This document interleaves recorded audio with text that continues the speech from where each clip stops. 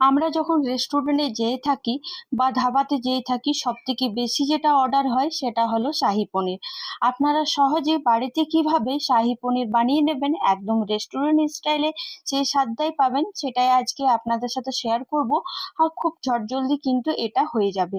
তার জন্য গ্যাসে আমি কড়াই চাপিয়ে নিয়েছি। কড়াইটা গরম হয়ে যাওয়ার পর এখানে আমি 1 চামচের মতন সর্ষের তেল অ্যাড করে দিলাম আর সামান্য একটু বাটার।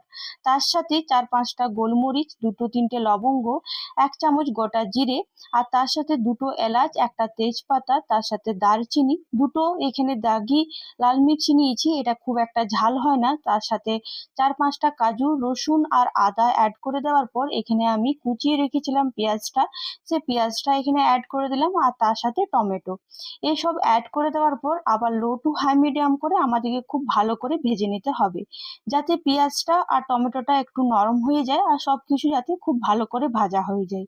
এইভাবে যদি আপনারা করে থাকেন তাহলে অবশ্যই রেস্টুরেন্টের মতন স্বাদ পাবেন। আর এভাবে করলে আর রেস্টুরেন্টে যেয়ে কিন্তু শাহী পনির অর্ডার করা কিন্তু ভুলে যাবেন। বাড়িতে এত সুন্দর একটা স্বাদের শাহী পনির হবে যে কিছু বলার নেই। এরপর লবণ দেওয়ার পর আবার খুব ভালো করে মশলাগুলোর সাথে মিশিয়ে নেব, যাতে টমেটোটা আর পেঁয়াজটা নরম হয়ে যায়। এখানে দেখুন টমেটোটা আর পেঁয়াজটা খুব সুন্দরভাবে নরম হয়ে গেছে। এরপর সামান্য আমি 1 কাপের থেকে একটু কম আমি এখানে জল অ্যাড করে দেব, যাতে টমেটোটা আর পেঁয়াজটা একটু আরো ভালো করে নরম হয়ে যায়। এখানে জল অ্যাড করে দিলাম, রুম টেম্পারেচারে আমরা জলটা অ্যাড করব। আর তারপর এখানে আমি ঢাকা দিয়ে রেখে দেব 2 থেকে 3 মিনিটের জন্য, যাতে খুব ভালো করে নরম হয়ে যায়। এখানে 2-3 মিনিট ঢাকা দিয়ে রেখে দিলাম। আর এদিকে আমি পনির নিয়েছি, প্রায় 500 গ্রামের মতন পনির নিয়েছি। পনিরটাকে আমি এখানে লম্বা লম্বা করে কিউব করে কেটে নেব। আপনারা নিজেদের মতন করে কিন্তু পনিরটা কাটতে পারেন। আর শাহী পনির করার সময় পনির ভাজার কোনো প্রয়োজন নেই। অনেকেই আছে যে পনিরটাকে ভেজে পরে করেন, কিন্তু আমি এখানে রেস্টুরেন্ট স্টাইলের করছি, তাই এখানে আর পনিরটাকে আমি ভাজছি না। এখানে দেখুন জলটা যেটা দিয়েছিলাম সেই জলটা কিন্তু আর নেই, আর খুব সুন্দরভাবে মাখা মাখা হয়ে গেছে। এরপর আমি এটা গ্যাসের আঁচ বন্ধ করে একটা মিক্সি বাটির মধ্যে অ্যাড করে সব ভালো করে অ্যাড করে ভালো করে একটা মিহি পেস্ট তৈরি করে নেব। মিহি পেস্ট তৈরি করার আগে এখানে যে আমি তেজপাতাটা অ্যাড করেছিলাম সেই তেজপাতাটা এখান থেকে বাদ দিয়ে নেব। আর অবশ্যই মশলাটা ঠান্ডা হয়ে যাওয়ার পর এই মিক্সি বাটিতে অ্যাড করে ভালো করে মিহি পেস্ট তৈরি করব, যাতে একটুও দানা দানা না থাকে। যদি আপনাদের দানা দানা থাকে তো সেই ক্ষেত্রে একটা ছাঁকনির সাহায্যে কিন্তু ছেঁকে নিতে পারেন। গ্যাসের আঁচ অন করে ওই কড়াইয়ের মধ্যে আমি আরো 1 চামচের মতন সাদা তেল ইউজ করেছি। অবশ্যই কিন্তু এটা সাদা তেলেরই রান্না করার চেষ্টা করবেন।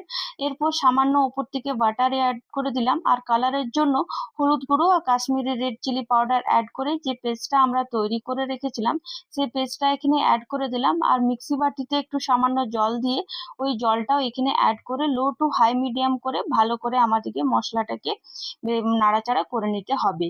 এই মশলাটা আমাদের আগে থেকেই ভাজা ছিল, তাই খুব একটা সময় লাগবে না। তার জন্য আমি আরো 2 মিনিটের জন্য ঢাকা দিয়ে রেখে দেবো, যাতে মশলাটা খুব ভালোভাবে ফুটে যায়।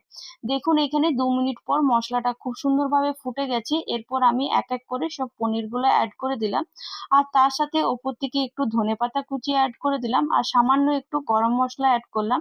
আর আপনাদের কাছে যদি ফ্রেশ ক্রিম না থাকে তো সেক্ষেত্রে আপনারা বাড়ির মালাইও কিন্তু ইউজ করতে পারেন, কিন্তু অবশ্যই এভাবে যদি করেন তাহলে একদমই রেস্টুরেন্ট স্টাইলের পাবেন।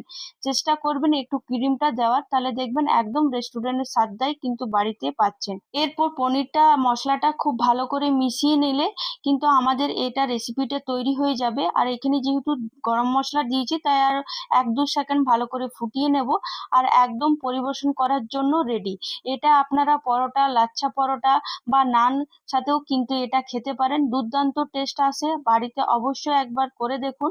উপর থেকে পরিবেশন করার জন্য উপর থেকে একটু ফ্রেশ ক্রিম দিয়ে দিলাম আর একটু ধনেপাতা কুচি দিয়ে দিলাম, যাতে দেখতে একটু ভালো লাগে। আশা করি আপনাদের সকলের এই ভিডিওটা খুব ভালো লেগেছে। যদি ভালো লেগে থাকে তাহলে অবশ্যই বাড়িতে ট্রাই করে আমাকে কমেন্টে জানাতে ভুলবেন না। আর এইভাবে পাশে থাকুন। অসংখ্য ধন্যবাদ। আশা করি আপনারা সকলেই খুব ভালো আছেন। আবার একটা নতুন ভিডিওতে দেখা হবে। এখনের জন্য বাই বাই।